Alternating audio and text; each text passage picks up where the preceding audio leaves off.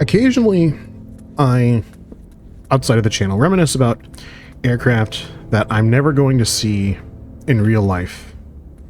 And it makes me a little bit sad.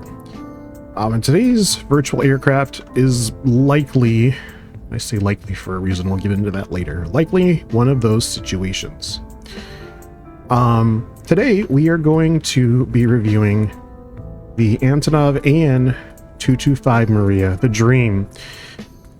A lot of history, I guess, for lack of a better term, around this aircraft. It was destroyed in 2022.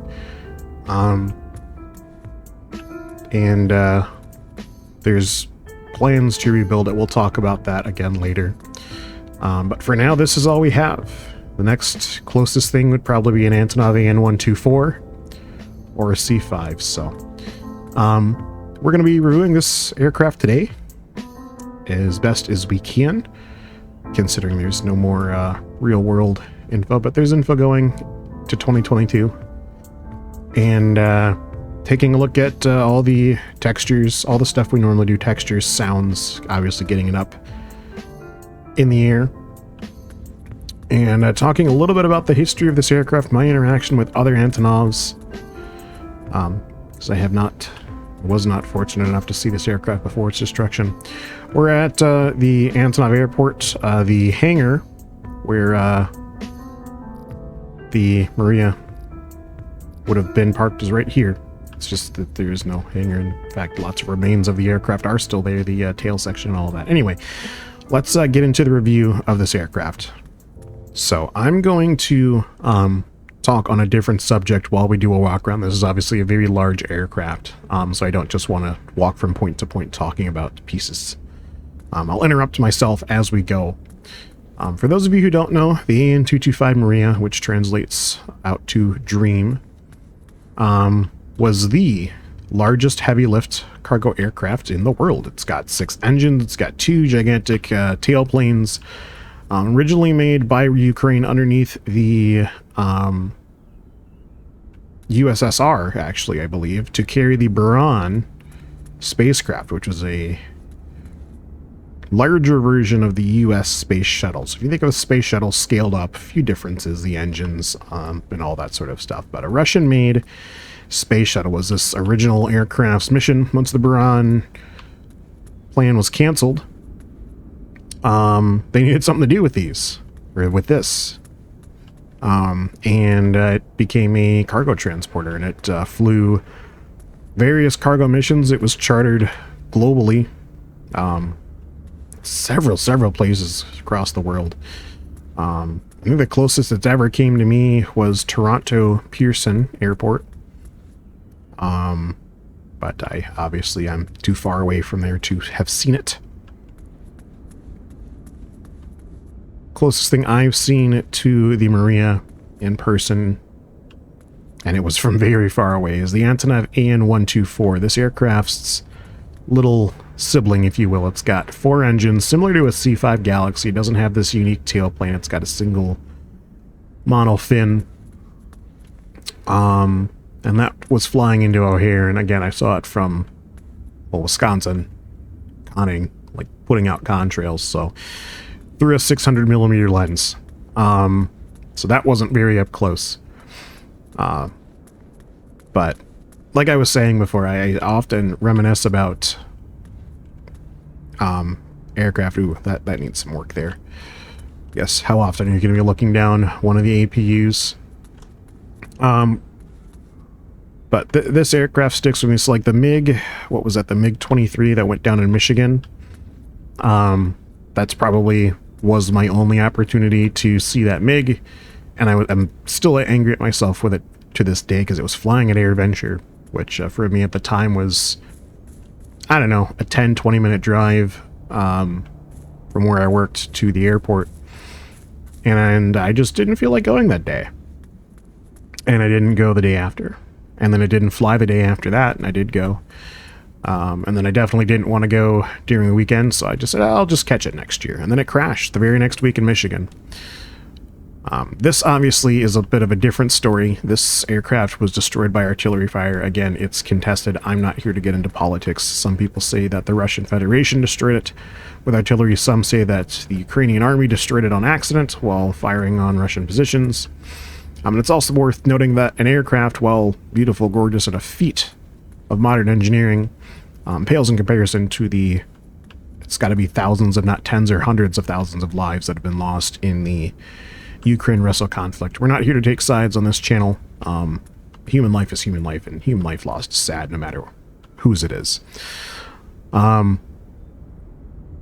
that was the demise of this aircraft in 2022. I'll see if I can find some images that won't get me absolutely nuked into oblivion of what remains of the aircraft. But for those of you who haven't seen, essentially this section of the aircraft forward is destroyed. There's a little bit of the nose cone left. And the rest of it just burned away. Engines were burned. One of the wings was touching the ground. It was a very, very sad sight. And things were really contested in the news media at the time. So a lot of people didn't actually believe it. But then photos started to come out. So anyway, that's enough on the history as well as the outside of the aircraft. Let's head inside. And we'll go back to my normal review. Overall, I do think that the exterior cabin was... The exterior cabin, that's it, Sample. The exterior cabin. Say that again. I do think the interior was the... So anyway, I'm going to stop talking about the exterior of the aircraft and we'll get moving on the interior. Overall, I think the exterior of the aircraft was pretty well done. Not really a lot for me to complain about. Obviously, we have this little EFB here, and you can see me twiddling different things. Let's go ahead and get power on the aircraft here. And you're going to have to bear with me a little bit. This is an extremely complex aircraft. A large section of this panel works, and a... Oh, sorry. Motion sickness for all of you guys. It's for free. Please subscribe for more motion sickness. No. And then the vast majority of this panel is functional as well. And then obviously we have a cockpit up front. This is a older designed aircraft. So, you know, a lot of... This was back in the days where we had flight engineers and that sort of thing. Okay, so I need battery power first and foremost. So that's battery heating. I need my batteries. And our APU start should be over here somewhere? No, it's on the far left. Oh boy. Oh boy, where are you, APUs? There you are.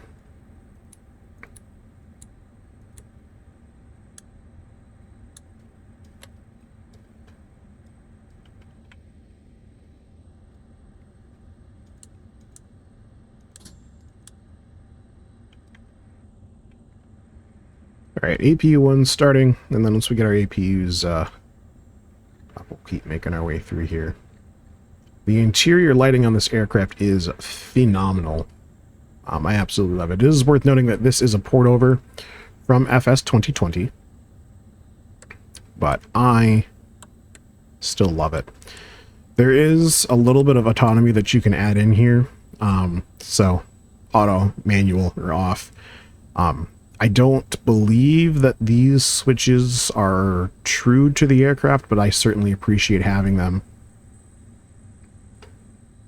Alright, while that's going, let's throw on our generators for the EPUs, and we should be good. I think we'll be okay, because we're no longer discharging. Rectifiers can come on as well.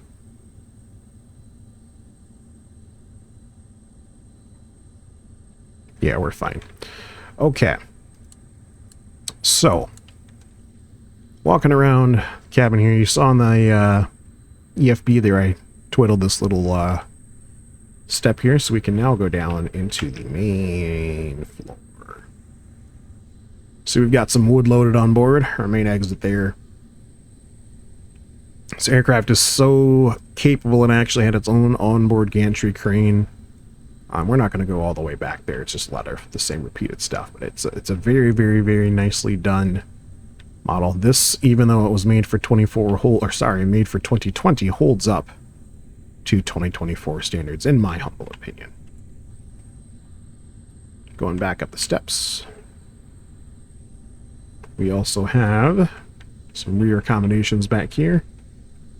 A little bit of lower poly stuff going on when it comes to the paneling.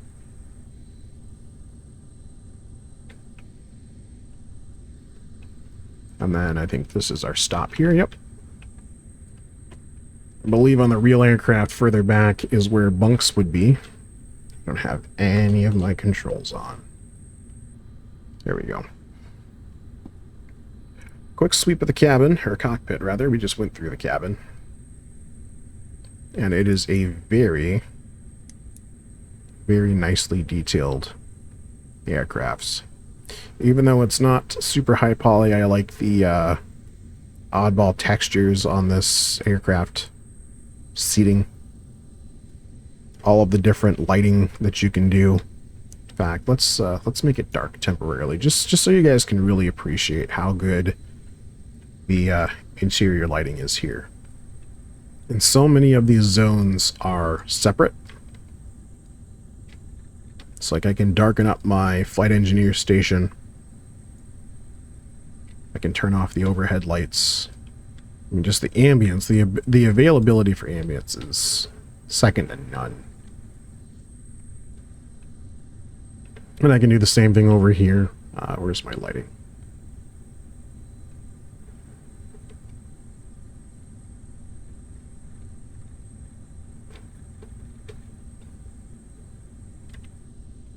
So, you get the idea.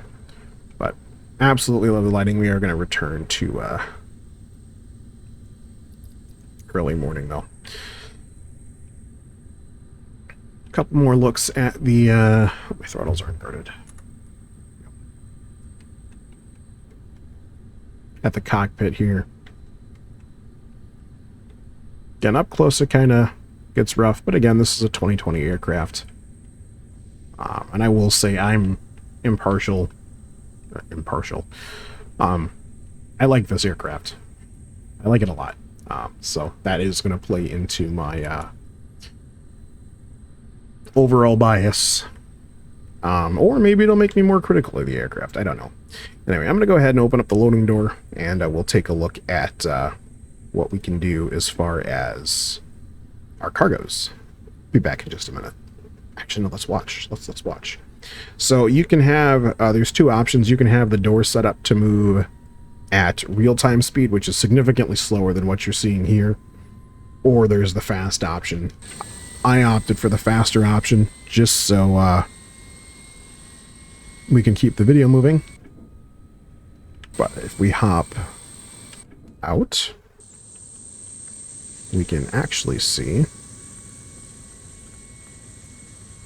the whole process. So obviously, just like any large freighter or C5 Galaxy or the Boeing 747-8F, your nose section lifts up and out of the way.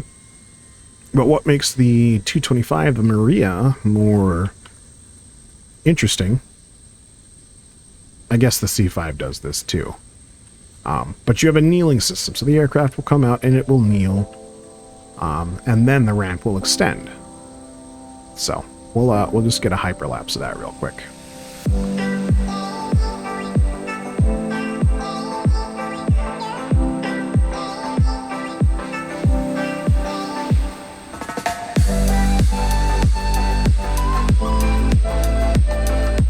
All right, and with that taken care of, we'll continue a walk around. I do apologize if you guys hear any fanage. It's well, 6 of the 6, 4, 5, 6, 7, 8, 9.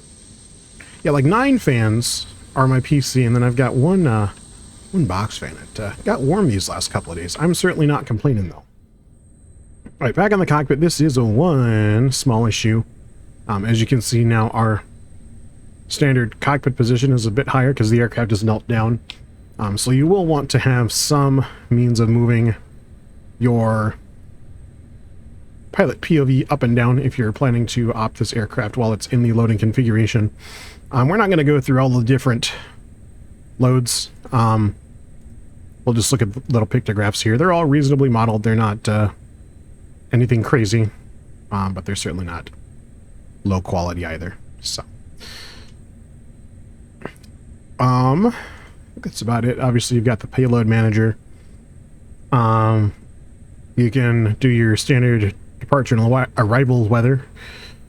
And there's also a unit conversion, because this aircraft, obviously being a metric one, is going to have all metric stuff. So, think your kilos, your meters, all that sort of stuff. So, freedom units, unfortunately, we're going to have to convert a lot of that stuff out. So, then there's the options. Again, that option for the nose door movement speed, realistic or fast. I have it set to fast, that sort of thing. So, anyway, let's close the aircrafts back up, and we will look at starting the Maria. So, I'm going to let the aircraft do its thing, close everything up, and then once that's done, we will look at starting. All right, with the front ramp now all secured, I turned off my real-life fan, so real-world me is going to be warming up, but don't worry, we've got little virtual fans here, so we'll there we go. See the sun creeping through there? The real-life Maria has drop-down blinds in almost every position, but it seems like they do not work in the flight sim version. Neither the front or side ones. As well, it's also worth noting that the little window opener doesn't work, but that does not matter right now. We are here to start the Maria. So let's do that. You're going to have to bear with me. This is definitely, first and foremost, not the correct way of doing it. My Cyrillic is also garbage. So with all of that in mind, let's suffer through this together. Our engine starting panel is going to be over here, but I need to do stuff with fuel pumps, maybe, potentially.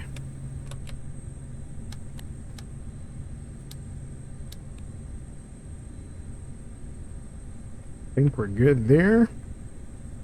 APUs are running. I think we're good. Let's turn the beacon on. I think that's all we'll need up front. Back over to the engine start panel. So we're going to start engine 3 first. Launch. And we should start to see some semblance of life in our engine stack here. Assuming I didn't forget something.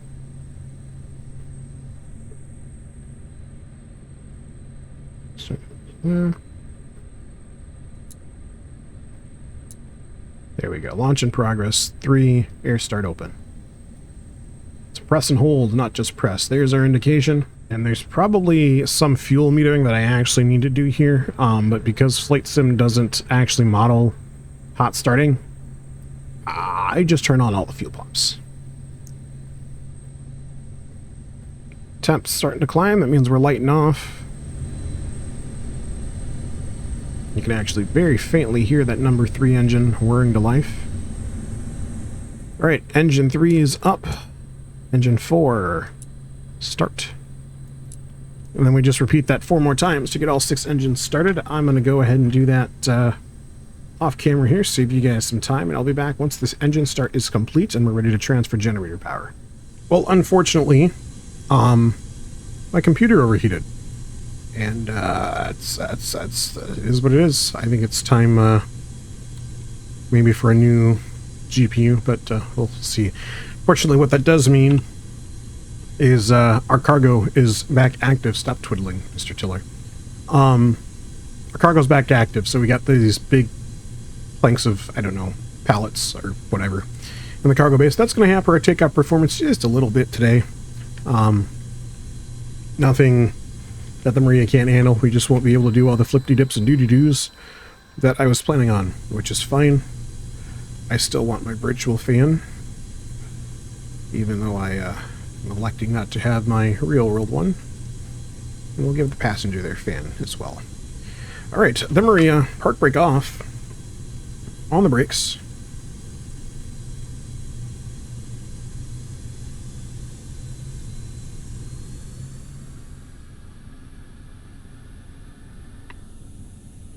I know what I was saying before is I don't really know where they run them up to, so we'll go up to about 80%.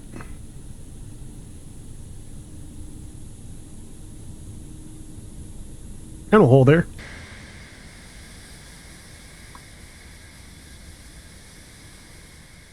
Really nice smoke effect there. That's what I was trying to capture.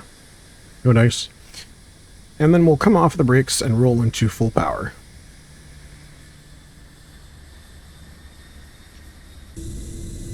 Oh, a little bit of pop in.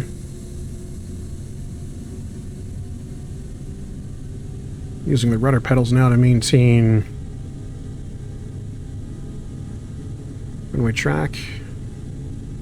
Looks like the nose is already wanting to come up.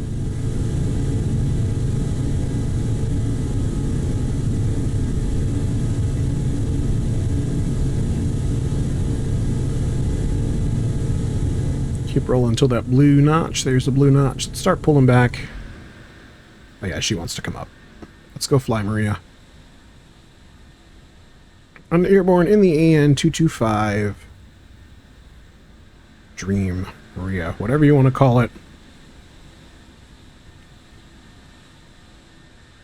We'll stow all of those. I remember the number that seems to come to mind is 28 landing gear, but I could be mistaken on that, so don't quote me on it.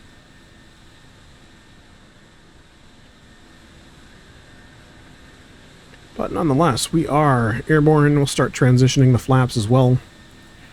Gear is now fully stowed. We'll come back to some semblance of an MCT parameter, 91% I think. And you'll note that as I roll the flaps up, our Vmax increases. It's now full flaps. We'll go ahead and retract those forward lights. Maybe.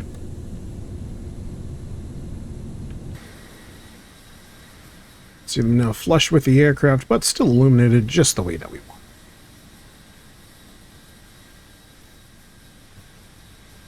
One nice thing about the big modern jets is they don't have all the nannies, AOA, not AOA, but bank limiters and that sort of thing. So we could, hypothetically, in a video game, do a upward pitched roll in the 225.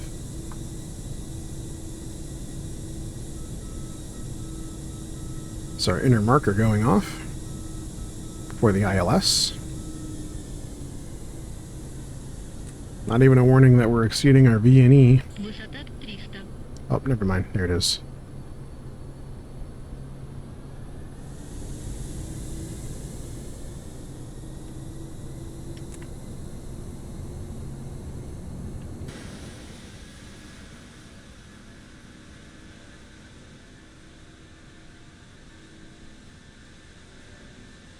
Maneuver you would never try in the real Maria.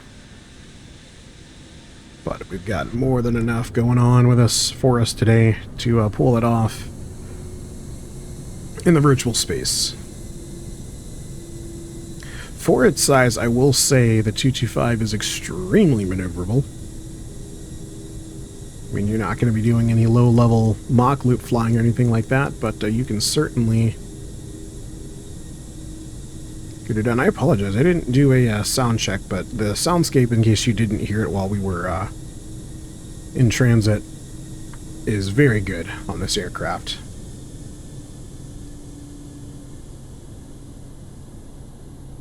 Definitely the custom modeled variety. Obviously they didn't take soundscapes. This aircraft was developed post destruction of this aircraft, so I would imagine a lot of their sound clips and that sort of stuff came from other recordings of the Maria.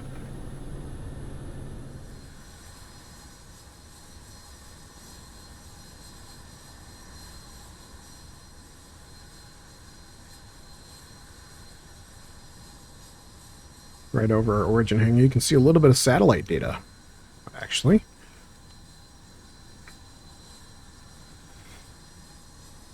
Now, I know I was hum and drum and gloomy about never seeing this aircraft again, but there is a shred, we'll say, of good news, and I don't really hold much stake to it just because the current ongoing tensions in that region.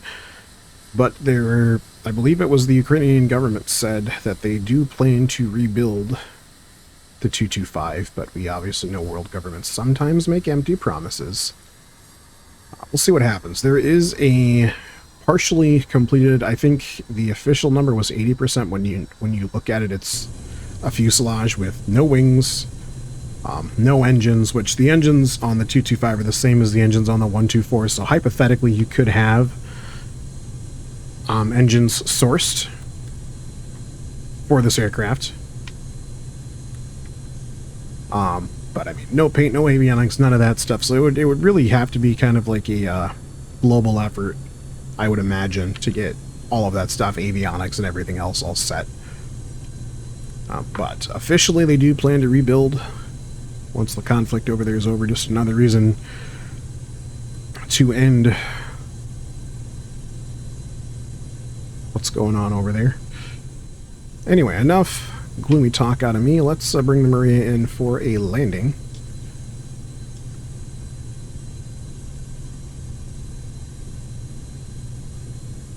I believe we're full flaps now. We are. Speed brake is armed. I've lost the field. There it is, off to the right. Plenty of maneuverability left in the Maria here to get us where we need to go. Uh-oh. Losing elevator authority. So it looks like we want to stay at the blue line or above to maintain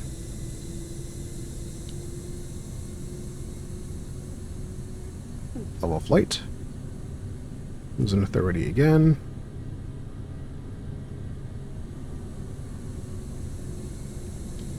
Definitely not a textbook approach, but we hope to make it one we can safely walk away from nonetheless.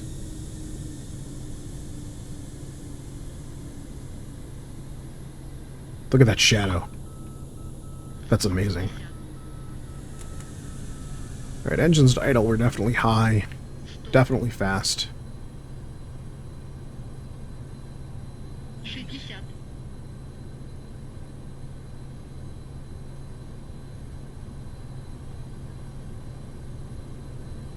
Well, it's going to be a tight one. We're going to have to do max braking here because we are halfway down the runway and we still haven't touched the ground.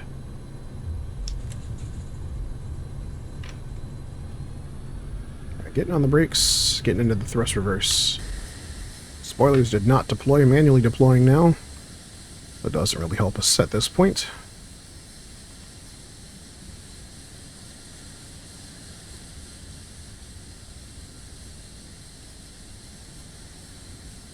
And with a full payload of wood, she still stops. No problem whatsoever.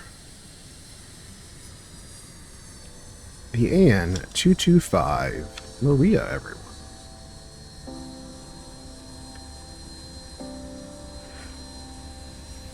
Definitely an aircraft I want to see return to the skies. I would imagine a lot of you guys do as well.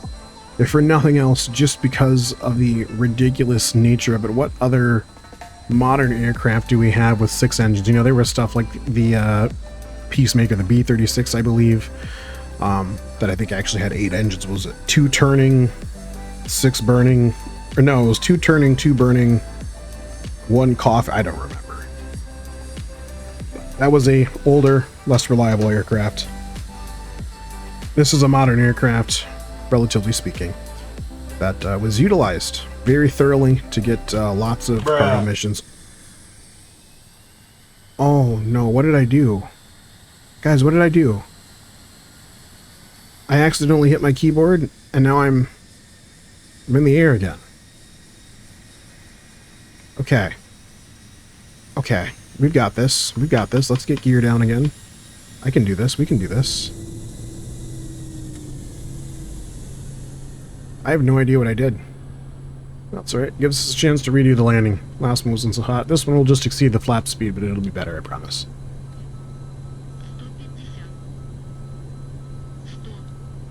Inner marker.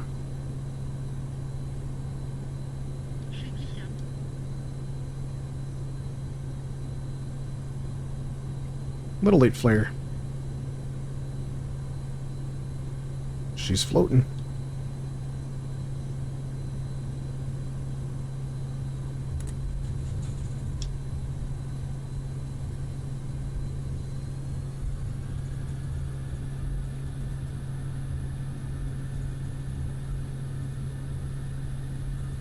Oh boy. Oh boy, she does not. She's not wanting to stay on the runway, kids. Let's make our way back over there, huh? What do you say? What do you say, friend? It's like I was saying before, the AN225 Maria. An aircraft I definitely hope returns to the skies one day, albeit it probably won't be anytime soon, but that's okay. We're patient, folks. I just hope that I'm around to see it when it happens and to really take it in. My closing messages for you guys today would be, if you've got the chance to do something, just do it. Don't sleep on it like the MiG-23 that I did. If you have the chance to see the 225 or anything, it doesn't have to be the 225, you could want to see the Aero Shell T6 team or something like that, right? If the opportunity is there and you're not going to be stretching yourself financially or in some other sense of the word stretch, just do it. Odds are you won't regret it, and if you do, you learned a lesson and you gained an experience. So those are my closing words. God rest the Maria. And that's it. I will see you guys in the next video. Thank you very much for watching this one. I do dearly appreciate it. I already said see you in the next one, so, as always, take it easy. You are my avatar.